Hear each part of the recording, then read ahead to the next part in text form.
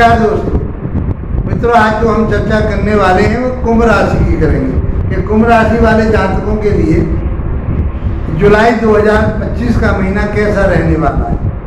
इसको आप राशि के हिसाब से भी देख सकते हैं और लगन के हिसाब से भी देख सकते हैं। समान आपके लिए फल प्राप्त होगा।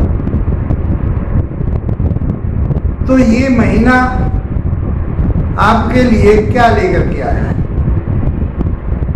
पहले बात करते हैं हम ग्रहों की कि आपकी राशि के मुताबिक ग्रह कहाँ किस किस भाव में बैठे और क्या रिजल्ट देंगे। तो आपके राशि के मुताबिक हम बात करें तो राशि में आपके व्यक्तित्व पर आपकी राशि में बैठे हुए हैं राहु देव, दूसरे भाव में बैठे हुए शनि देव, चौथे भाव में शुक्र देव, पंचम भाव में गुरु और सूर्य बैठे हुए हैं, अष्टम भाव में बुध बैठे हुए हैं और सप्तम भाव में मंगल और केतु बैठे हुए। ये ग्रहों की स्थिति है। तो ये क्या करने वाले हैं, क्या देने वाले हैं आप। तो देखिए, कुछ अच्छे रिजल्ट हैं और कुछ खराब रिजल्ट हैं। हर पत्रिका में ऐसा ही होता है, कौन किसी भाव में ग्रह अच्छा रिजल्ट देते हैं, किसी में कोई दूसरा ग्रह कहीं न कहीं उसमें व्यवधान डाल देता है। और इन सारी चीज़ों को बताने का अर्थ ये है कि ज्योतिष यही बताती है कि जो चीज़ आपके लिए नुकसानदायक हो रही है, तो आपके लिए हानिप्रद हो रही है, तो उससे हम कैसे निकल सकते हैं। ये सब चीज़ें हम ज्योतिष के माध्यम से समझते हैं। इसमें कोई जादू टोना टोटके की बात नहीं हो रही। अब बात करते हैं हम आपके व्यक्तित्व की, आपके राशि की।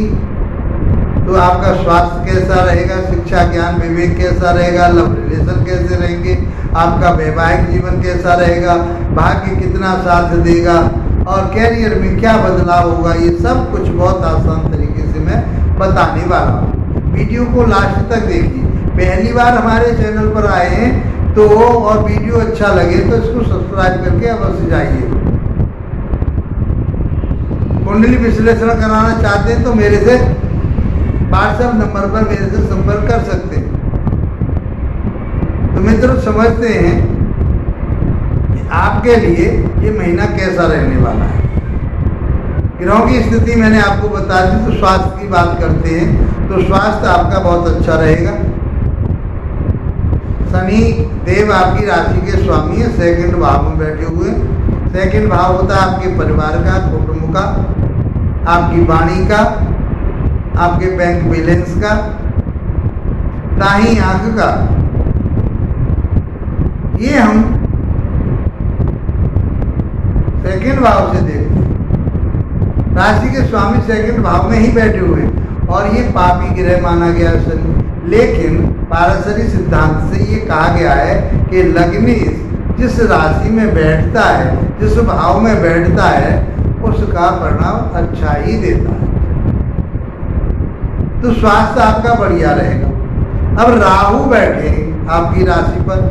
अब राहु भी शनिपति ही कार्य करते हैं, शनि की राशि में बैठे हुए, तो आपको आलस्य त्यागना पड़ेगा और आपका जो मन है ना, जो भटकाव रहेगा, मन उड़ान उड़ेगा आपका, कभी कुछ और कभी कुछ, एक क्षण में किधर को दूसरे क्षण में दूसरी तरफ को।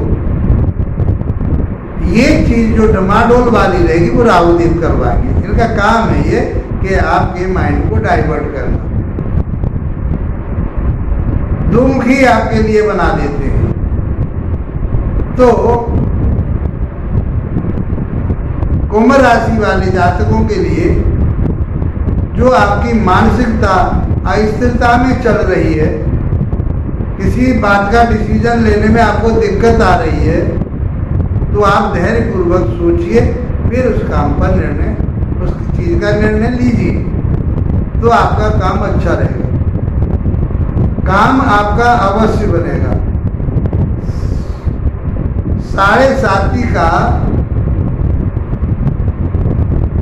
लास्ट आपका ये सिलसिला चल रहा है और ये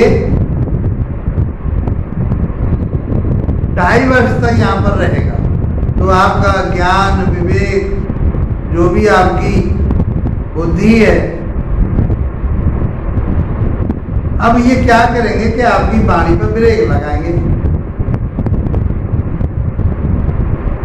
तो आपको अपनी वाणी के बारे में सोचना है आर्गूमेंट, तीखे आर्गूमेंट नहीं करने, और रुकावट के साथ में आपके लिए कोई दिक्कतें आ सकती हैं। तो अब ऐसे आपका बैंक बैलेंस बहुत अच्छा रहेगा, आपके परिवार में भी मधुरता रहेगी, उदासीनता बनी रहेगी। उस उदासीनता से, क्योंकि ये डाइवर्स यहाँ रहेंगे, इसको देरी का ग्रह जो भी आप प्राप्त करेंगे वो देरी से प्राप्त होगा। परिश्रम और मेहनत आपसे कराएंगे। स्वास्थ्य आपका अच्छा रहने वाला है। अब बात करते हैं हम आपके शिक्षा की, ज्ञान की, विवेक की। शिक्षा, ज्ञान, विवेक की बात करें हम तो यहाँ गुरुदेव बैठे हुए, सूर्यदेव यहाँ 15 तारीख तक रहेंगे, 16 तारीख को यहाँ से मूव कर जाएंगे, छठे भाव में चले जाएंगे। गुरु की स्थिति बढ़िया है, दूसरे भाव के स्वामी हैं और आपके लाभ भाव के स्वामी, दोनों भाव बहुत श्रेष्ठ। उधर लाभ के स्वामी डिजायर, आपकी मनोकामनाओं के स्वामी, आपके वाणी के, आपकी बुद्धि के स्वामी, आपके बैंक बैलेंस के स्वामी, वो करके कहाँ बैठे हुए, पंचम भाव। बहुत अच्छी स्थिति है। तो आपको लाभ तो हर प्रकार का मिलने वाला है। इनकी दृष्टि भी जो जाएगी 11वें भाव पर जाएगी, अपने ही घर पर जाएगी, तो आपके लिए लाभ तो मिलने वाला है। अब लाभ कैसा कि यदि आप कोई भी पैसा इन्वेस्टमेंट कर रहे हैं, किसी शेयर मार्केट में लगा रहे हैं, कहीं भी इन्वेस्टमेंट कर रहे हैं, तो मैं समझता हूँ कि ये आपके लिए बहुत कुछ देने वाला है, आपको बहुत आगे ले जाने वाला है। वो धन आपके लिए 12-25 करने वाला है। यदि आप शिक्षा ग्रहण कर रहे हैं तो शिक्षा भी आपके लिए बहुत उन्नतशील, वेदांतों की शिक्षा है, धार्मिक शिक्षा है, कोई धर्म कर्म से कोई, मान लीजिए आप ऐसे सब्जेक्ट से शिक्षा ग्रहण कर रहे हैं जो सामाजिक शिक्षा है, जो दूसरों को दर्शन करने वाली शिक्षा है, उससे आपके लिए लाभ प्राप्त होगा, आपकी उन्नति तरक्की होगी और वो शिक्षा आप प्राप्त कर पाओगे। संतान सुख प्राप्त होने वाला है। यदि ये किसी स्त्री जातक की पत्रिका में यहाँ स्थिति आ रही है पंचम भाव में गुरु की, तो आप कंसीव करने का आपका समय आ गया है, आपके परिवार में बढ़ोतरी का समय आ गया है। आपके कहीं लव रिलेशन बने हुए, तो वो लव रिलेशन वैवाहिक जीवन में बदल सकते हैं। जिन बच्चों की शादी नहीं हो पा रही है, उनका अब समय अच्छा आ गया है, उनकी शादी होने की पूरी संभावना बनेगी, गुरुदेव की कृपा होगी। तो लाभ आपको प्राप्त होगा, धन आपको प्राप्त होगा, संतान आपको प्राप्त होगी, शिक्षा आपको प्राप्त होगी।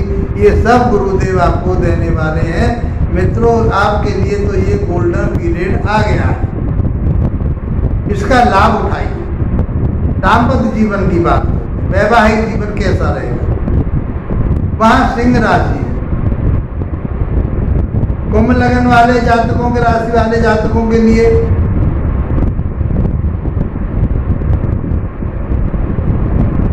मकर लगन वाले जातकों के लिए वैवाहिक जीवन में कहीं न कहीं खटास बनी रहती है, क्योंकि सामने कुंभ राशि वाले जातकों के लिए सप्तम भाव में सूर्य की राशि पड़ती है, सिंह राशि, और सूर्य और शनि आपस में अच्छे मित्र नहीं कहेंगे, मित्र तो है ही नहीं, तो कहीं न कहीं डिस्टर्बेंस उनका चलता। वैसे पिता और पुत्र हैं, लेकिन आपस में सामंजस्य नहीं है।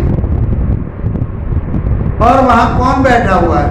अग्नि तत्व की राशि है, सिंह राशि अग्नि तत्व की राशि है। केतु बैठे हुए अग्नि तत्व के ग्रह हैं, मंगल बैठे हुए अग्नि तत्व के ग्रह हैं। तो आपके जीवन में इस समय आग ही आग नजर आ रही है, अग्नि ही अग्नि नजर आ रही है।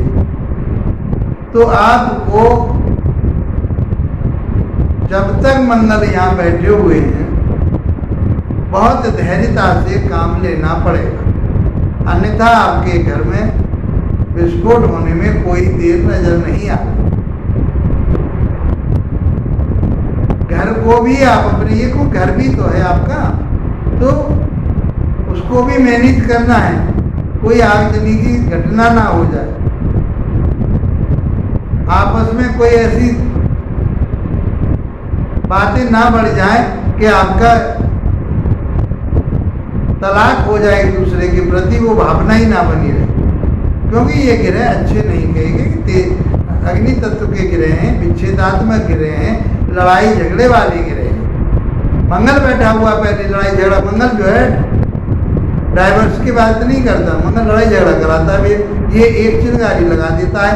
डाइवर्स कब होता है? जब आर्गूमेंट शुरू हो जाते, लड़ाई झगड़े शुरू हो जाते हैं। ये मारपीट पर भी उतर आता है, गुस्सा होती है, क्रोध होता है, एग्रेसिव होती है, तीखापन होता है, हिम्मत पराक्रम होती है, हाथ छोड़ देता है।